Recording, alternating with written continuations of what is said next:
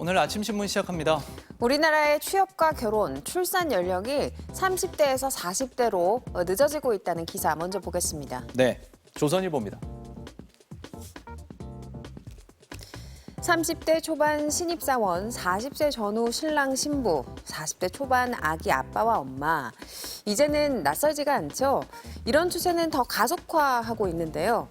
최근 대기업 신입사원 공채가 줄어들며 취업 시장이 좁아져 20대 취업은 늦어지고 있습니다. 한 취업 포털 사이트 조사 결과 신입사원 연령 마지노선은 남자가 평균 33.5세, 여자는 평균 31.6세로 나타나는데요. 반면 자녀 학자금을 내기 위해 환갑을 넘긴 60대 초반의 경제활동 참가율은 20대 초반을 넘어섰습니다. 청년층의 늦가기 취업은 결혼과 출산 나이를 늦추는 요인이 되는데요. 여성이 처음 결혼하는 평균 나이는 지난 1993년 약 25세에서 작년 31.5세로 30년 동안 약 6.5세 올랐고요. 같은 기간 여성이 첫 아이를 낳는 평균 나이도 약 26.2세에서 33세로 껑충 뛰었습니다.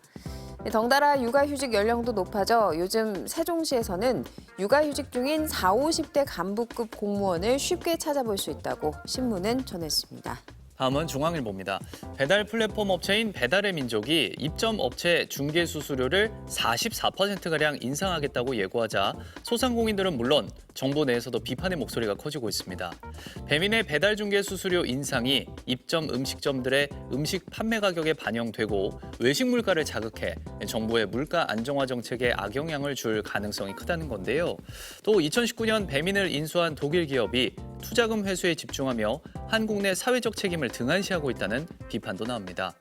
배민은 지난해 7천억 원의 영업이익 중 4천억 원이 넘는 돈을 독일 기업에 중간 배당하기도 했습니다. 이어서 매일경제입니다. 한강 출퇴근을 목표로 도입했던 한강 수상택시가 17년 만에 퇴장한다는 소식입니다. 서울시가 한강을 달리는 리버버스를 도입하기로 하면서 수상택시 출퇴근 역할이 필요 없을 것으로 보고 도선 기능을 폐지하려는 건데요. 한 명당 5천 원에 마곡과 여의도, 잠실을 오가던 수상택시 출퇴근 노선은 결국 사라질 예정입니다. 사실 수상택시 이용률은 높지 않았는데요. 지난 2020년부터 3년간 출퇴근 시간대 탑승객은 1년에 많아야 32명 정도였고요. 수익을 내지 못하는 민간 사업자는 시설 투자를 하지 못해 수상택시 9대 중 5대는 고장 상태로 방치되고 있습니다. 다음은 지역신문 기사 살펴보겠습니다. 먼저 강원일보입니다.